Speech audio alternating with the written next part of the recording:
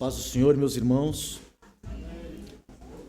Sempre que eu vejo agora aqui o copo d'água, eu lembro lá do cruzeiro. O dia que eu estava pregando e era o copo assim de vidro, caiu, quebrou em 1000 pedaços, né? Que não aconteça isso nessa noite. Meus irmãos, a paz do Senhor a todos, boa noite, sejam todos bem-vindos à casa do Senhor. Você que já pertence a esta comunidade, você que está nos visitando nessa noite, como nós cantamos aqui, toda a glória, honra e louvor sejam dados ao Cordeiro de Deus, aquele que, por seu sangue derramado, comprou esta igreja. Que ele seja louvado e bendito nesta noite. Aí no boletim, como o pastor bem informou, tem aí um resumo panorâmico da síntese da história desta igreja. Irmão Cláudio, mas você não colocou meu nome nesta história. Irmão, não tinha como eu colocar o nome de todos, né? Mas eu lembro perfeitamente, do dia que cada um de vocês chegaram, porque eu sou dos mais antigos, né? Eu lembro quando chegou a irmã Cleide, juntamente com a irmã Maria, agora irmã Carminha. Lembro quando elas chegaram, perfeitamente. Lembro quando Gabi chegou, trazida por Tiago. Lembro-me da alegria que senti ao ver chegar Jarlan e sua família. Lembro da chegada de Tiana, sua filha, seu esposo, de Sandra. Lembro da chegada de todos vocês, meus irmãos. Então, se você não está citado aí, fique tranquilo. Você faz parte da história dessa igreja também. E nos lembramos com carinho de todos. Mas vamos à palavra de Deus nesta noite.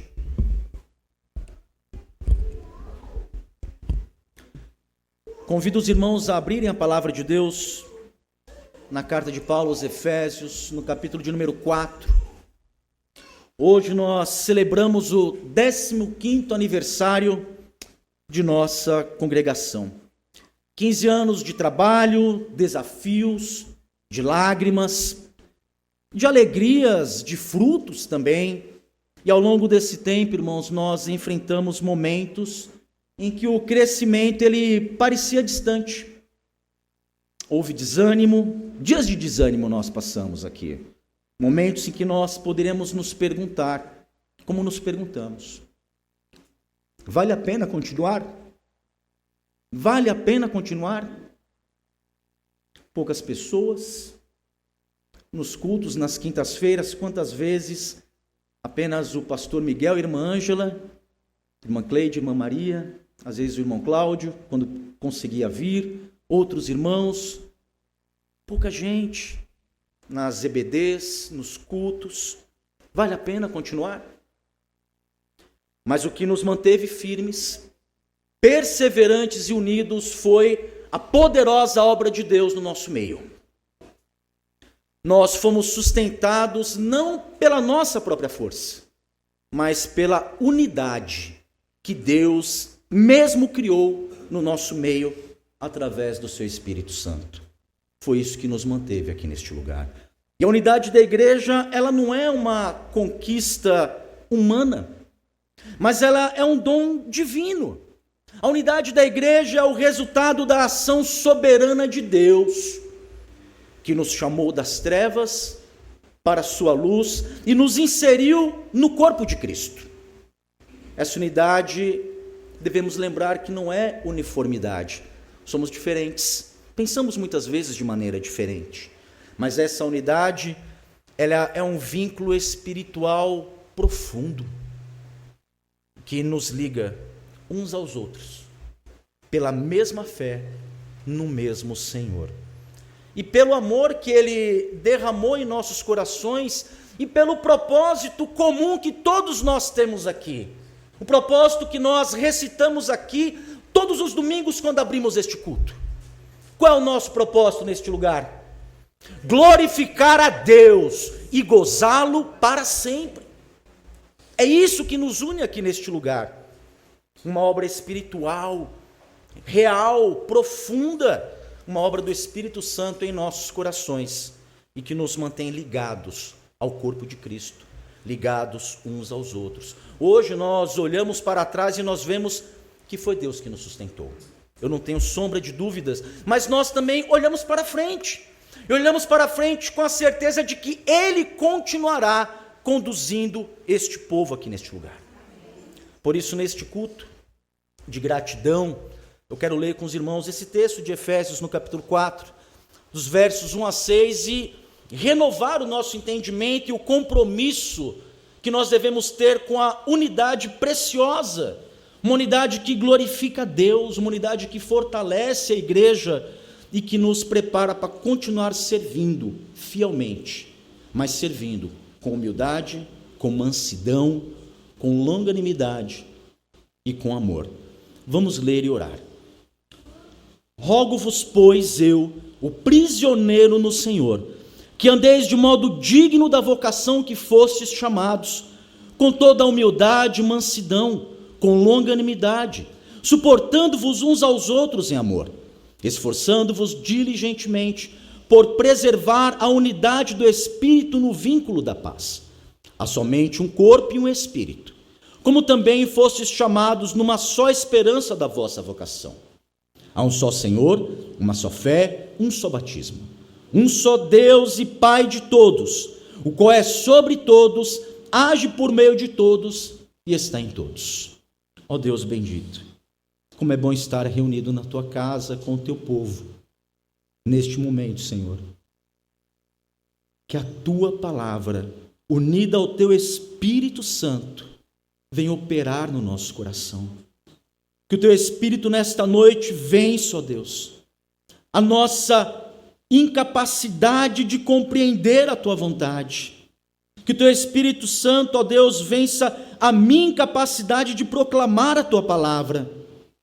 Que o teu Espírito Santo, ó Deus, nesta noite, semeie a tua palavra em nosso coração. É o que nós rogamos a ti em nome de Jesus. Meus irmãos, a carta de Paulo aos Efésios foi escrita numa das vezes em que o apóstolo ele estava preso ali por pregar o evangelho do Senhor. E ela foi escrita para poder fortalecer uma igreja, para instruir uma igreja composta por judeus convertidos e por gentios convertidos, mostrando que Deus, lá no seu eterno propósito, Ele reconciliou todas as coisas em Cristo Jesus e formou um só povo, a igreja, seja ela composta de judeus convertidos ou de gentios convertidos. Nos capítulos 1 a 3, Paulo ele apresenta a grande obra redentora de Deus. Se você for acompanhando aí a carta aos Efésios, vai mostrar lá nos capítulos 1 a 3 que Ele nos escolheu, Ele nos redimiu por meio de Cristo, Ele nos selou com o Espírito Santo. Então não há distinção entre judeu e gentil.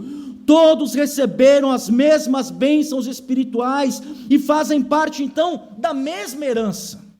Lá no capítulo 2, Paulo ele vai destacar que os gentios, antes distantes, agora eles são próximos. Eles também foram reconciliados e eles foram integrados no corpo de Deus, no corpo de Cristo, no corpo da igreja. Então agora integrados, judeus e gentios, formam um só corpo, formam um só templo, onde Deus habita. Lá no capítulo 3, Paulo vai revelar o mistério que esteve oculto e que agora foi revelado.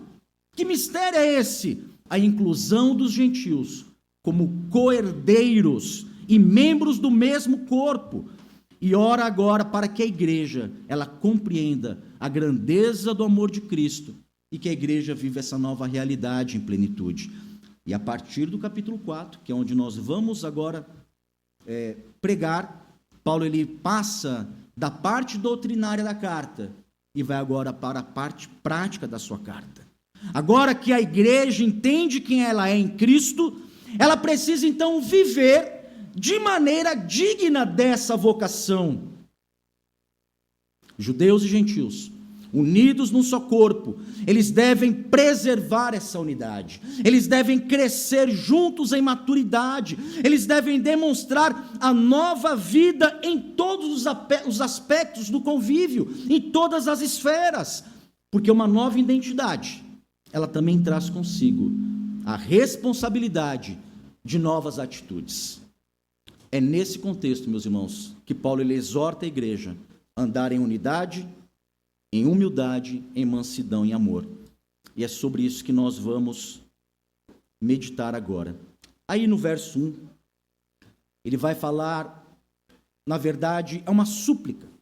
É uma súplica para o andar digno. Essa é a primeira coisa que nós vamos observar aqui. Ele vai dizer: rogo-vos, pois, eu, o prisioneiro do Senhor, que andeis de modo digno da vocação a que fostes chamados. Então, após apresentar com riqueza, com profundidade, a grandeza da salvação concedida por Deus em Cristo, desde a eleição eterna, passando pela reconciliação entre judeus e gentios, até a edificação da igreja, como um templo santo do Senhor, o apóstolo agora, ele dirige-se àqueles irmãos, não mais. Obrigado. É para eu usar esse agora? Amém. Pronto?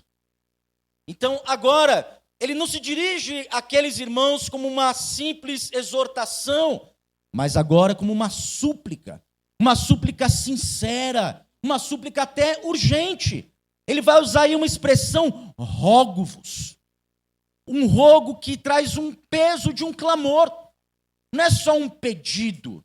O que Paulo coloca aqui é um clamor, e é um clamor pastoral, é um apelo fervoroso para que aqueles irmãos vivam à altura da sublime vocação que eles receberam.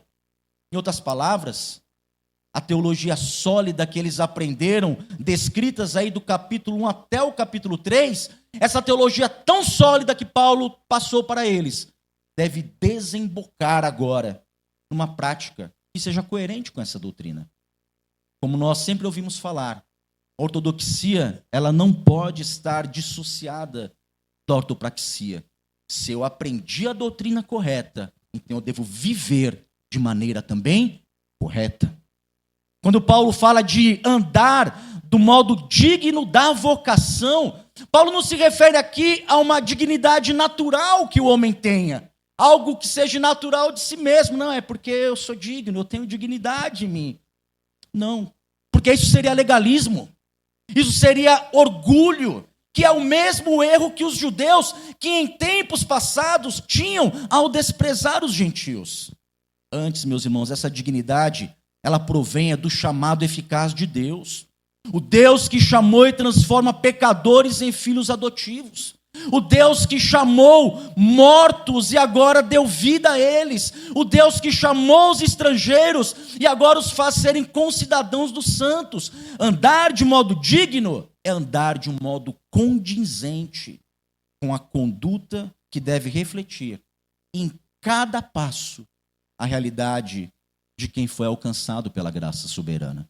Se você foi alcançado pela graça soberana, a graça salvífica do Senhor, então o seu modo de viver deve refletir isso.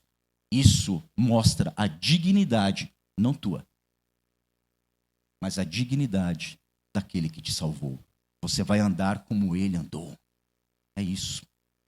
Os gentios daquela igreja, eles também precisavam se lembrar do que eles haviam sido antes de serem alcançados pelo Evangelho. Lá no capítulo 2, aí na mesma carta aos Efésios, versos 11 e 12, Paulo vai lembrá-los. Paulo vai dizer que eles estavam afastados de Cristo, estranhos às alianças, que eles estavam sem esperança e sem Deus no mundo. Esses eram os gentios antes de Cristo alcançá-los. Mas agora, aproximados pelo sangue de Cristo, feitos um só povo com os judeus que haviam se convertido, eles eram chamados então a abandonar aquela velha maneira de viver. Agora eles devem andar do modo digno da vocação com que eles foram chamados. Paulo vai lembrar isso com mais força ainda. Aí no capítulo 2, nos versos 1 a 3, ele vai dizer, ele vai dar assim um raio-x da vida que os gentios tinham, mas não só dos gentios, porque ele vai se incluir o que inclui também os judeus que haviam se convertido. Inclui todo e qualquer homem. Ele vai dizer, estando vós mortos nos vossos delitos e pecados, nos quais andastes outrora, segundo o curso deste mundo, entre os quais também todos nós andávamos outrora, e éramos, por natureza, filhos da ira. Judeus ou gentios, não importa, todos estavam debaixo da mesma condenação. E se você ainda não foi alcançado por Cristo Jesus para a salvação, você também está debaixo da mesma condenação. E todos, pela graça, foram trazidos à mesma redenção. Se todos faziam parte da mesma condenação, não importa a etnia que eles tivessem, agora em Cristo todos receberam também a mesma redenção. Portanto, a resposta de todos, sem distinção, deve ser um caminhar digno. Eu devo caminhar digno. Eu devo viver em santidade. Eu devo viver de uma forma coerente com a majestade desse chamado divino que me tirou da perdição. Eu devo andar de uma maneira digna que exalta a glória do Deus que salva. É assim que eu devo andar. Este é o rogo de Paulo. Aí neste primeiro versículo. Mas há uma segunda coisa a se observar aqui. No versículo 2 e no verso 2 e 3. Que são as características do viver em unidade. A responsabilidade que nós também temos que ter em preservar essa unidade. É o que podemos ver aí nos versos 2 e 3. Paulo ele expõe de maneira prática a nova conduta que deve caracterizar a vida daquele que foi chamado por Deus. No verso 2, o rogo que Paulo inicia no verso 1, no verso 2, o rogo é para que os efésios agora andem com toda a humildade e mansidão, com longanimidade, suportando-vos uns aos outros em amor. Irmãos, cada um desses termos aqui revela um aspecto que é essencial para o convívio cristão. Estamos aqui celebrando 15 anos de uma igreja. Nós convivemos aqui neste lugar. Nós convivemos, nós estamos unidos uns aos outros. Como é que deve ser esse convívio? Primeiro ele vai falar que deve ser um convívio com humildade. É assim que nós demonstramos um modo digno do chamado que nós tivemos. Devemos andar com humildade. E humildade aqui ela é colocada em oposição ao orgulho. Ela é o contrário do orgulho. Na igreja lá de Éfeso, uma igreja composta por judeus e gentios, poderiam ocorrer muitos problemas de convívio por causa do orgulho. Os judeus poderiam se sentir mais importantes por serem parte do povo de Israel, por serem um povo a quem Deus trouxe a lei e tantos outros distintivos que eles possuíam, dos quais Paulo um dia disse também, eu também já me orgulhei disso tudo. Isso poderia levá-los a desprezar ali os gentios. Contra isso, Paulo vai instruir que eles devem andar com humildade. A humildade, ela começa com uma coisa, com o reconhecimento da nossa condição. Eu começo a ser humilde quando eu começo a reconhecer quem eu sou. E eu e você somos uma coisa. Eu e você somos pecadores. E que por isso nós somos totalmente, irmãos, dependentes da graça e da misericórdia do Senhor. Se somos ou temos qualquer coisa boa, isso não vem de nós, mas é fruto do que Cristo fez por nós. Não tem espaço para orgulho. Ninguém pode se orgulhar. Por isso, no nosso meio, irmãos, nós não podemos nos exaltar. Eu não posso me engrandecer. Se formos humildes, nós faremos o que Paulo também nos ensina. Lá em Filipenses, no capítulo 2, no verso 3, olha o que Paulo diz que nós devemos fazer. Nada façais por contenda ou por vanglória, mas por humildade. E olha como ele termina. E aqui ele esmigalha a mim e a você.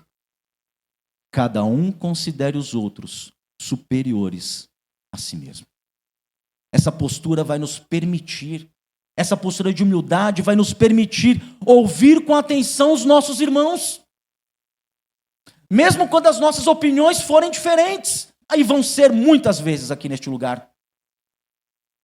Mas se eu for humilde, eu vou poder te ouvir. Eu vou poder te ouvir. Porque eu devo considerar você superior a mim.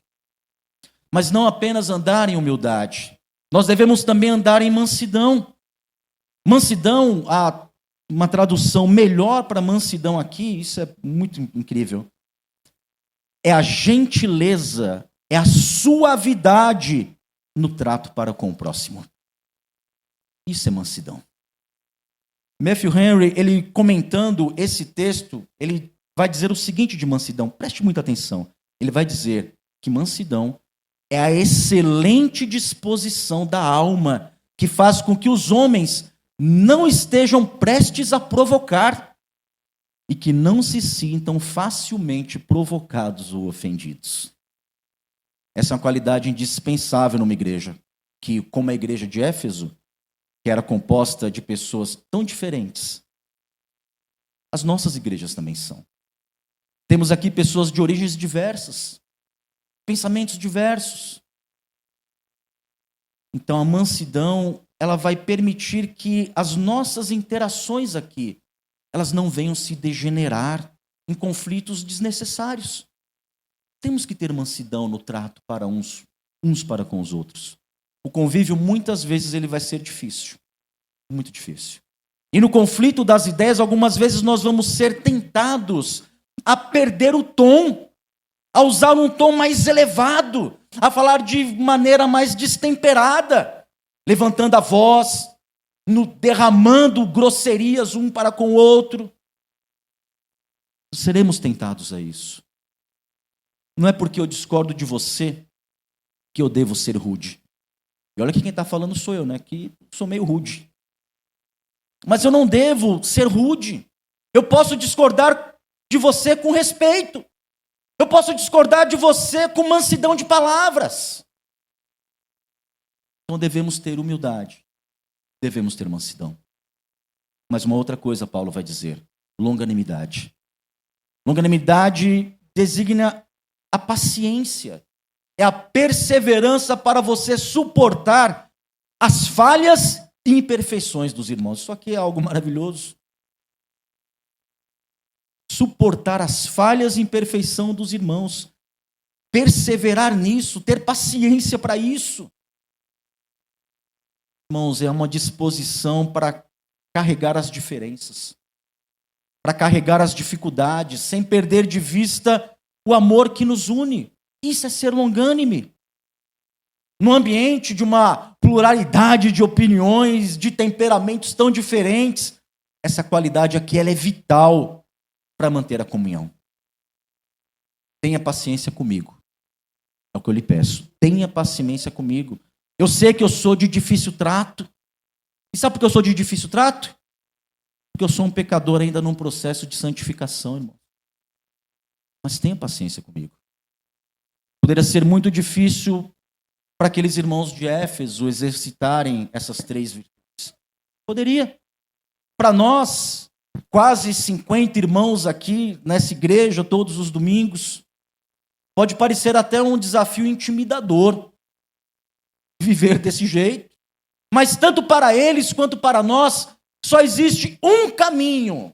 Entenda, só tem um caminho para andar em humildade, mansidão e longanimidade. Só tem um jeito de andar dessas 3 maneiras. Sabe qual é o caminho? Está aí no texto mesmo. É suportando-vos uns aos outros em amor.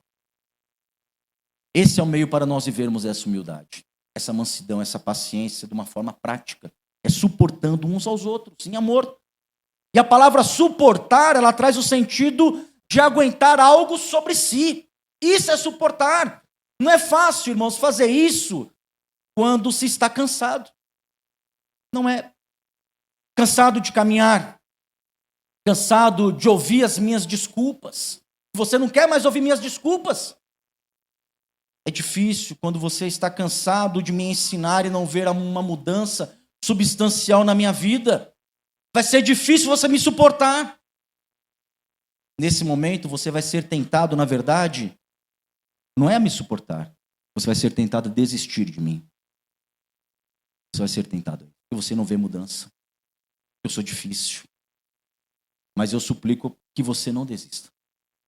Não desista. Mas suporte. E não é apenas você suportar o outro, irmão. Isso que é interessante. Pois o texto diz suportando-vos uns aos outros. Ou seja, você também é alguém que vai precisar ser suportado aqui nessa comunidade. Afinal, você também é um pecador em processo de santificação, não sou apenas eu, todos nós somos. Então, irmãos, que nós possamos orar como aquele puritano, Thomas Brooks. Ele ora da seguinte maneira: livra-me, ó Deus, daquele homem mau, eu mesmo. Só que muitas vezes nós oramos para o Senhor nos livrar daquele irmão. Me livra, Senhor, me livra de Jarlão, porque está difícil suportar ele. Não é difícil de suportar, mas eu dei só um exemplo. Quando eu deveria orar que o Senhor me ajudasse a me livrar, é de mim mesmo. Os judeus e gentios daquela igreja ali de Éfeso, irmãos, eles não conseguiriam se suportar. E nem nós mesmos vamos conseguir, se não for em amor. Nós só vamos nos suportar se for em amor. E amor aqui não é um mero sentimento natural, como as pessoas dizem. Não é algo inerente ao ser humano. Mas amor aqui é o amor de Deus que foi derramado pelo Espírito no nosso coração e que nos constrange a amar uns aos outros. E sabe por que eu tenho que te suportar em amor? Por um motivo. Porque eu sou constrangido. Porque Deus nos suportou em amor. E por isso Ele nos perdoou, sem que houvesse merecimento algum em mim. Pelo contrário, o que merecíamos era morte. Mas naquela cruz maldita, num sacrifício cruento, Cristo suportou os nossos pecados.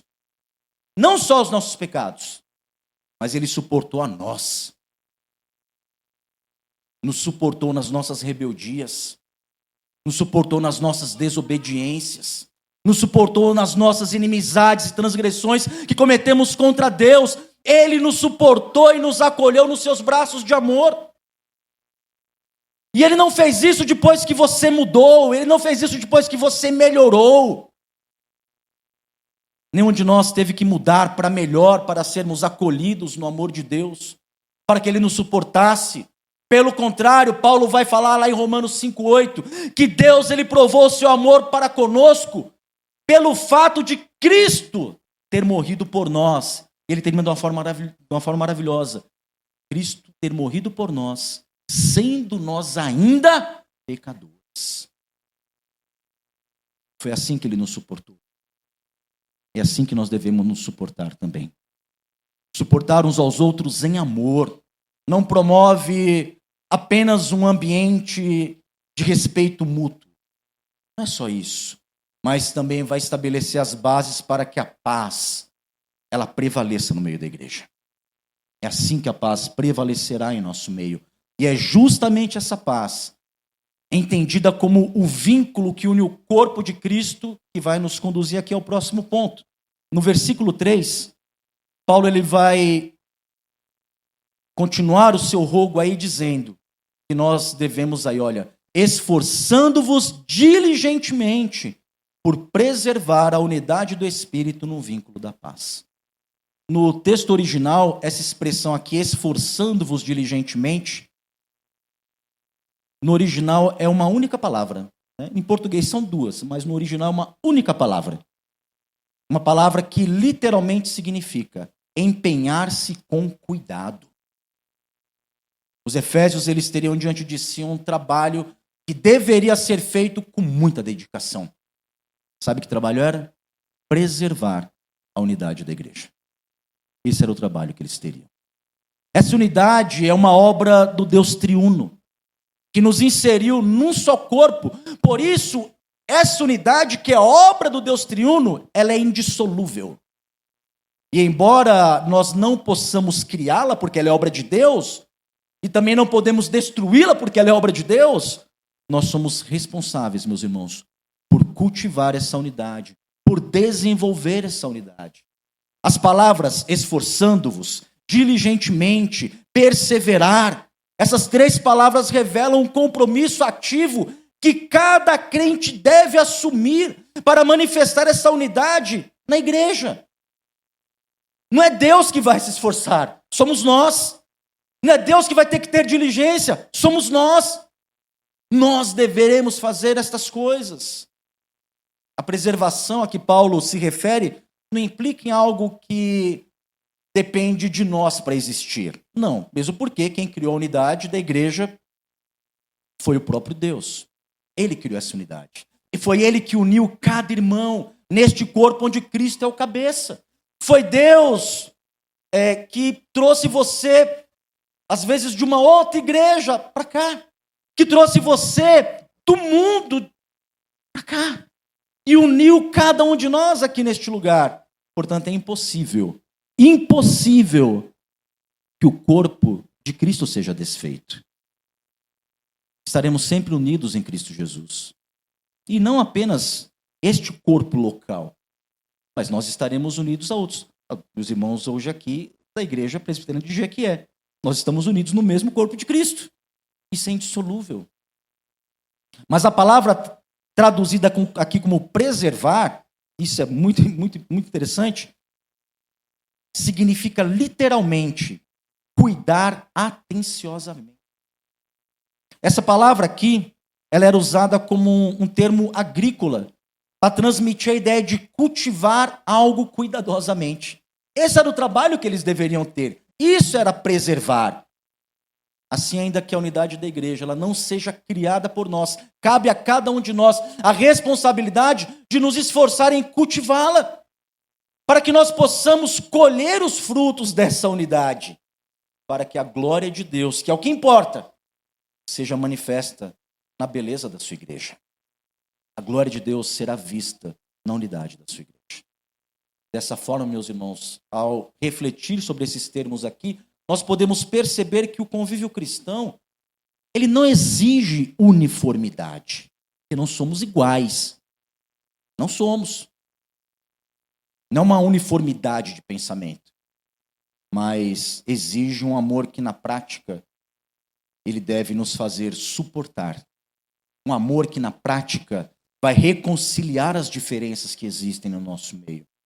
Isso é o que deve existir. É através dessa atitude que a paz ela se torna realidade e a unidade do Espírito se mantém firme no nosso meio e a igreja se torna inabalável. Na sequência do versículo ele vai dizer que nós temos que preservar, a unidade do Espírito no vínculo da paz. A unidade do Espírito é a unidade que o Espírito Santo mesmo criou no corpo de Cristo. Não uma unidade artificial. Porque estamos aqui unidos, deem as suas mãos. Não é isso. É uma unidade real. Real e espiritual. Não é construída por nós, ela já existe. Nosso papel é só cultivá-la. Mas como é que essa unidade é sustentada? Como é que essa unidade ela é manifesta? A resposta está aí. É no vínculo da paz. É no vínculo da paz. E é muito curioso. Cláudio, você fica procurando o sentido das palavras? Fico mesmo. Fico. A palavra original aqui no grego usada para vínculo significa ligar, unir, amarrar, atar. É como uma faixa, um laço. Portanto, o vínculo da paz seria um laço visível que mantém juntos os membros deste corpo. É o que nos mantém unidos, é o que nos mantém ligados, é o que nos amarra, é o que nos segura. A unidade que esse Espírito gerou. Na perspectiva bíblica, principalmente nas epístolas de Paulo, a paz que ele cita aí é um estado resultante da reconciliação com Deus por meio de Cristo. Nós vivíamos em inimizade para com Deus. Éramos inimigos de Deus. Mas Cristo, ele fez o que entre nós e Deus? A paz. E que paz foi essa? Nos reconciliou com o Criador. Então, paz é sempre usado nesse sentido, principalmente nas epístolas de Paulo. Ele vai dizer lá em Romanos 5, justificados, pois, mediante a fé, temos paz com Deus, por meio do nosso Senhor Jesus Cristo. Mas essa paz que nos reconcilia com Deus, esse sentido vertical também se manifesta num sentido horizontal. Porque essa paz que está aqui em nossos corações, ela também deve transbordar nos nossos relacionamentos. Ela também deve ser horizontal. Ela deve ser algo palpável em nosso meio. Calvino, quando ele comenta esse texto, olha o que ele vai dizer. A paz não é algo opcional, mas é o cimento que une as pedras vivas do edifício espiritual. Esse edifício espiritual, onde eu e você, cada um de nós somos pedras vivas. A paz é o que nos une aqui. Então, para Calvino, o vínculo da paz é o laço que vai manter a unidade produzida pelo Espírito. E essa paz só é possível pela prática da humildade, da mansidão, da longanimidade. Então nós temos que andar dessa forma para que haja paz, e a paz vai manter a unidade aqui em nosso meio. Todas essas coisas, elas são marcas da obra do Espírito em nós. Essa paz não é uma ausência de problemas, não é. Não é que vai deixar de haver conflitos em nosso meio, não. Mas essa paz é a disposição que nós vamos ter de manter essa unidade, mesmo em meio a diferenças, mesmo com desafios, por meio do perdão, da paciência, do amor mútuo. E assim nós vamos cultivando a paz aqui em nosso meio. A partir desse entendimento, vamos aqui para o verso 4 ao verso 6, onde Paulo ele vai mostrar qual é o fundamento dessa unidade. Ele mostrou que essa unidade, agora ele vai mostrar qual é o fundamento disso. E o fundamento da unidade, meus irmãos, é uma outra unidade. É a Trindade. Ela é o fundamento da unidade. Nos versos 4 a 6, Paulo ele apresenta aqui uma base inabalável da unidade da igreja, que é a própria natureza do Deus triuno. Embora, irmãos, a intenção de Paulo aqui nos versos 4 a 6 não seja desenvolver um tratado profundo, sistemático sobre a Trindade, porque não é isso que ele faz aqui. O apóstolo ele vai demonstrar que a unidade do povo de Deus repousa na perfeita harmonia entre o Pai, o Filho e o Espírito Santo. O verso 4 ele vai dizer: há somente um corpo e um Espírito, como também fostes chamados numa só esperança da vossa vocação. Paulo começa se referindo ao Deus Espírito. Esse um Espírito, ele é o agente que transcende barreiras culturais, históricas. Esse um Espírito é o que chamou judeus para Cristo, é o que chamou gentios para Cristo, é o que chamou e você nos chamou para Cristo. Esse agente, ele transcende essas coisas. Ele integra todos num único corpo. Um só corpo, um só Espírito. Portanto, não existia dentro da igreja de Éfeso duas igrejas. Uma igreja de judeus convertidos e uma igreja de gentios convertidos. Não. Da mesma maneira, no nosso meio não deve haver mais do que uma igreja. Aqui deve haver apenas uma única igreja neste lugar. Quantas vezes, talvez em outras igrejas que você passou, eu falo isso porque eu já, infelizmente, presenciei isso. Dentro de algumas igrejas, existem às vezes 2 ou 3 igrejas. Dividido, né? Igreja dividida, grupos divididos. Não, a igreja é única. Aqui nós somos um único corpo local. Não há espaço para divisões. Ele também vai dizer que há uma única esperança, a qual nós fomos chamados. Essa esperança aí remete à promessa da salvação e da vida eterna. Foi para essa esperança que nós fomos chamados. Nós temos uma única esperança, temos uma esperança em comum. É isso que você almeja? É isso que você anseia? Que um dia estaremos todos reunidos, não neste lugar ou neste culto, mas estaremos todos reunidos diante do nosso Criador, daquele que nos remiu, gozando a eternidade da sua presença. Essa é a nossa esperança. Um futuro glorioso, assegurado para aquele que crê. No verso 5, ele vai dizer: há um só Senhor, uma só fé, Um só batismo. Agora ele se refere ao Deus Filho. Ele apresenta Jesus como o único Senhor. Um só Senhor. Aquele que com o seu próprio sangue comprou a igreja. Ele é o Senhor da igreja. E não apenas isso, ele é a centralidade da nossa fé. A nossa fé está centralizada em Cristo. E essa fé, ele vai se referir a ela como uma única fé. Uma só fé.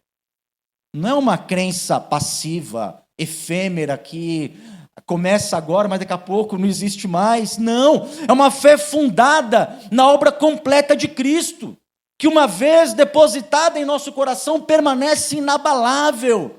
Nós temos uma só fé, porque nós cremos todos numa só palavra. Queremos todos nos fundamentos da palavra. Mas isso é o tema também da mensagem de amanhã, deixamos um pouco para amanhã. Ele vai falar também de um único batismo. Isso aqui simboliza a nossa entrada irreversível no corpo de Cristo.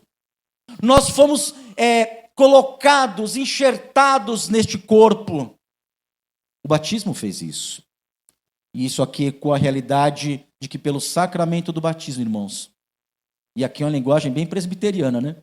Agora nós fazemos parte do povo da aliança. Uma aliança que pelo batismo é estendida aos pais e aos filhos. No verso 6, ele vai concluir dizendo: um só Deus e Pai de todos, o qual é sobre todos, age por meio de todos e está em todos. Paulo agora volta-se para o Deus Pai. Paulo ele faz uma declaração poderosa aqui. Ele afirma que há um único Deus, Pai soberano, cuja autoridade e ação abrange toda a criação, todos os crentes de qualquer raça, tribo, língua, nação. Ele é um Deus e Pai de todos. Percebam que o apóstolo também ele vai empregar aqui, se você percebeu, repetidamente ele vai usar o termo né? Um corpo, um espírito, um Senhor, uma fé, um batismo, um Deus e Pai, um. Paulo ressalta que, por meio da obra redentora de Cristo, meus irmãos, nem judeu, nem gentios, eles podem reivindicar privilégios exclusivos. Sabe por quê? Porque todos nós compartilhamos as mesmas bênçãos. Isso aqui elimina qualquer possibilidade de arrogância ou divisão. O Deus de Cláudio e de Emily é um só Deus. Ele encerra o verso 6.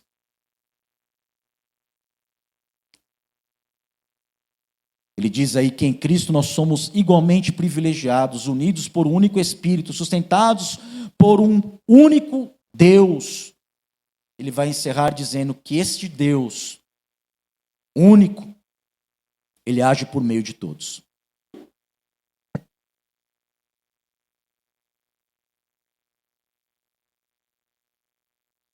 Destacando que, embora, irmãos, nós sejamos pessoas diferentes, porque somos, nós vivemos unidos em um mesmo corpo. E é por isso que Deus age por meio de todos. Porque estamos todos unidos. Deus vai agir por meio de todos. Deus vai usar cada membro para a edificação do corpo. E isso é mensagem de amanhã também. Essa aqui é a ponte natural aqui da transição que vai para os versos 7 a 16, que falaremos amanhã, que vai tratar sobre a edificação e o crescimento da igreja. Mas enquanto amanhã ele ainda não chega, vamos às aplicações da mensagem de hoje. Meus irmãos, ao refletirmos sobre o que a palavra de Deus nos apresentou aqui, nós somos lembrados de que a nossa identidade como igreja, ela não se baseia em conquistas humanas. Você não pode ver o que eu estou vendo daqui. Você está sentado aí, não é? Eu estou vendo aqui uma igreja cheia. E já temos visto isso já há muitos domingos. É como o Eduardo falou aqui, na escola dominical. Uma escola dominical cheia. Mas isso, irmãos, não é uma conquista humana. Isso se baseia, na verdade, na ação soberana do Deus triuno. É Ele que fez isso. A unidade, Ele reuniu pessoas aqui, uniu essas pessoas. E essa unidade que nós recebemos manifestada numa chamada para andar de um modo digno, com humildade, com mansidão, com paciência, em amor. Isso é o testemunho vivo da transformação que Cristo operou em cada um de nós. É assim que nós devemos também ser reconhecidos. Eu me recordo aqui de quando o pastor Miguel foi embora, da homenagem que nós prestamos a ele. E eu disse naquela noite, se você se lembra, eu disse que o pastor Miguel deixou um legado aqui. E o legado que o pastor Miguel deixou aqui é um legado pelo qual essa igreja aqui hoje ela é reconhecida. Um legado da palavra de Deus e do zelo pelo culto ao Senhor. Este foi o legado deixado aqui pelo pastor Miguel. Só que essa igreja não pode ser conhecida só por isso. Ela tem que ter outras marcas. Outros legados têm de ser deixados. E essa igreja também deve ser reconhecida por uma igreja onde as pessoas andam de modo digno, com humildade, com mansidão, com paciência, com amor. Esse é o testemunho vivo do que Cristo fez em nosso meio.